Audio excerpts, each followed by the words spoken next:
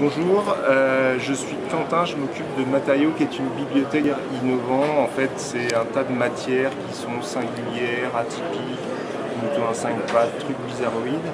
Notre travail, c'est d'identifier un peu partout dans le monde des producteurs de matières singulières, de les intégrer dans la base de données Internet et d'essayer d'avoir de la part de ces industriels des échantillons pour qu'ensuite on puisse les montrer dans notre showroom à nos membres qui sont des gens dans des professions de création, donc archi, design, mode, événementiel, packaging, PLV, cosmétique, industrie du luxe, monde automobile.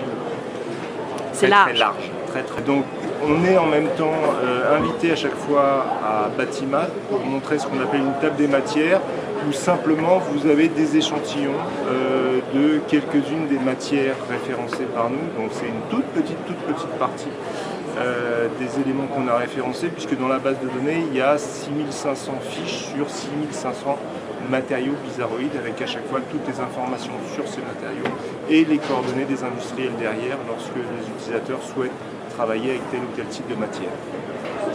Alors donc c'est un principe avant tout d'adhésion au service, puisque notre mode de financement c'est par ce principe d'adhésion. On a des propositions particulières pour les écoles et pour les étudiants. Donc à chaque fois on invite les étudiants à nous contacter pour en savoir un petit peu plus sur ces conditions d'accès, mais globalement c'est des coûts d'adhésion minorés pour que les étudiants puissent soit avoir accès simplement à la base de données Internet, où ils vont retrouver comme n'importe quel professionnel tous ces milliers de matières, soit prendre une adhésion qu'on dit complète, où ils peuvent en même temps venir au showroom les mardis et mercredis pour cette fois-ci profiter aussi de la dimension physique du showroom. 13 ans que Matériaux existe et fonctionne sur ce principe d'une base de données et d'un showroom physique. Ce qu'il y a de nouveau, depuis un an, c'est une refonte complète de la base de données.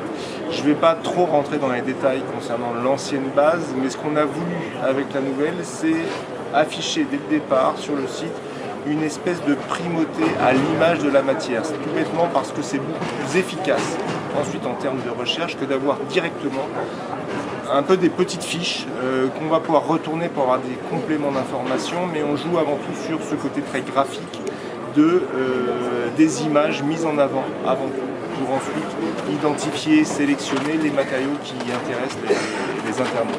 D'accord. Merci beaucoup pour cet entretien. Au revoir. Merci à vous.